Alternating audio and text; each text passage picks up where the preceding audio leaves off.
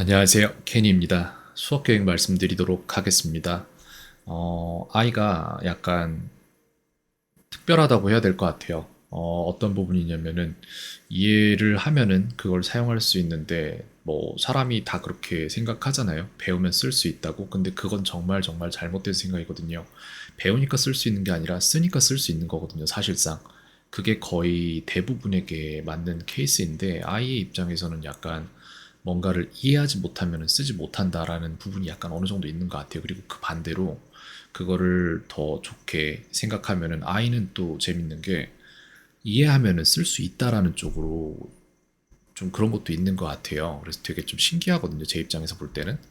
근데 그럼에도 불구하고 또 문제가 뭐냐면은 제가 지금 가르치는 방식은 아이를 영어를 쓸 수 있게끔 영어로 영어를 가르치는 방식을 취하고 있잖아요. 그리고 그 과정에서 아이가 영어를 계속해서 듣고 리스닝이 이제 발달하고 그리고 나서 거기에 따라서 아이가 스피킹도 자연스럽게 따라오는 방식을 취하고 있거든요.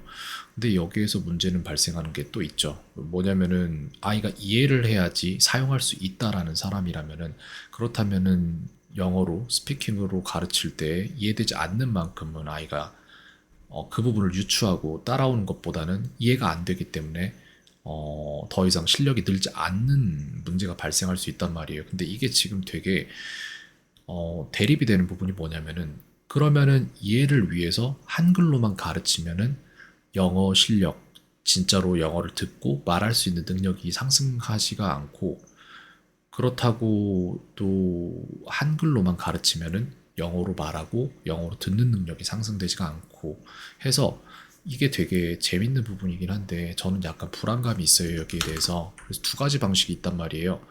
1번 방식은 이해하고 사용한다 이고 2번 방식은 사용하며 이해해야 한다 인데 1번 방식 같은 경우 1번 방식 같은 경우에는 이해를 위한 한국어 사용 이거를 한다는 얘기고 2번 같은 경우에는 영어를 사용하며 사용 자체에서 이해 그리고 동시에 듣기와 말하기 능력 상승. 근데 2번을 사용할 때 적합한 캐릭터가 아닐 수도 있다는 생각이 드는 거예요. 그래서 지금 요거를 둘 다 생각을 할 때 이거 사이에 어딘가 굉장히 좀 아주 아주 이제 작은 부분이지만 거기에서 타협점을 찾을 수 있다면 이 부분이 있을 것 같아요. 이해를 위한 최소한의 시간 투자 이후 영어로 수업. 이게 이 두 개 사이의 타협점이라고 저는 생각을 하거든요, 지금. 이 부분에 대해서 언급을 주셨을 때 아이가 이해하면 사용할 수 있다라고 언급을 주셨을 때 거기에 대해서 정말 그럴까? 라는 생각을 가지고 아이와 수업을 하면서 정말 이거가 맞다라는 생각으로 진행을 해봤고 어머님 말씀이 맞아요. 제가 생각해도 아이는 이 부분이 분명히 있어요. 근데 그렇다고 이거를 안 하잖아요. 사용하며 이해한다.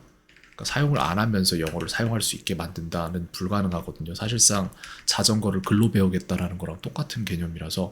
그리고 또 그런 것들이 그렇게 배웠을 때 아이 머릿속에 고스란히 남아있느냐라고 하면 저는 그렇지 않다고 생각을 해요. 근데 장담은 못 하겠어요. 아이 자체가 제가 볼 때는 케이스가 되게 특수한 케이스라서 왜냐면은 저는 이런 케이스를 본 적이 없었으니까요. 그래서 정말로 100% 이게 되는 사람이라면 그러면 진짜로 이해만 시키면 사용할 수 있다로 갈 수 있다는 말이 될 수도 있거든요. 근데 그걸 아니라고 말하기가 힘드네요, 저도. 말하고 싶은데 근데 그렇게 말하는 순간 그게 답이 될까봐 저도 답을 정하지 않고 있어요. 그래서 이 둘 사이의 타협점을 여기서 찾고 싶은 거예요. 이해를 위한 최소한의 시간 투자 이후 영어로 수업 이 부분을 말씀드리고 싶어요. 그래서 오늘 같은 경우에는 지난 시간에는 이제 관계대명사에 대한 부분을 이해시키기 위한 모든 것들을 다 쏟아 부은 시간이 됐어요. 소유격 관계대명사인 whose는 그거는 제대로 가르쳐주지 않았고 그리고 그거는 지금 영상도 만들어주지 않고 있는데 그 이유는 뭐냐면은 딱히 whose를 지금 배울 필요가 없는 시점이기도 하고 그걸 해봤자 오히려 헷갈릴 수도 있는 시점이고 제가 이걸 만들기도 좀 애매해요. 왜냐면 나조차도 그걸 왜 써야 되는지에 대한 설득이 안 되기 때문에 나중에 교과서에 나오니까 이건 이렇게 쓰는 거니까 이걸 이렇게 이해해서 독해할 땐 이렇게 해야 돼라고 가르칠 수는 있어도 그걸 가지고 이렇게 사용해라라고 말은 못 하겠는 거예요. 왜? 그거 필요 없으니까. 사용하는 데 있어서는 정말 정말 필요가 거의 없거든요. 글 쓰는 게 아닌 이상은. 그래서 그 부분에 대해서는 안 하고 있는데 제가 볼 때 오늘 수업할 때 해줘야 되는 부분은 뭐냐면은 이거예요. 지난 시간에는 이해를 위한 최소한의 시간 투자를 했기 때문에 관계대명사에 대해서 오늘 수업은 또 영어로 수업을 해야 돼요. 그리고 관계대명사의 사용을 조금 조금씩 더 늘려가야 되는 부분이 있습니다. 그래서 오늘 또한 최소한의 한글을 사용해서 최대한의 영어를 사용하도록 만들어내는 그런 수업이 돼야 된다고 생각을 합니다. 네, 이렇게 계획 말씀드릴 수 있을 것 같습니다. 캔이었습니다. 오늘 하루도 평온하세요.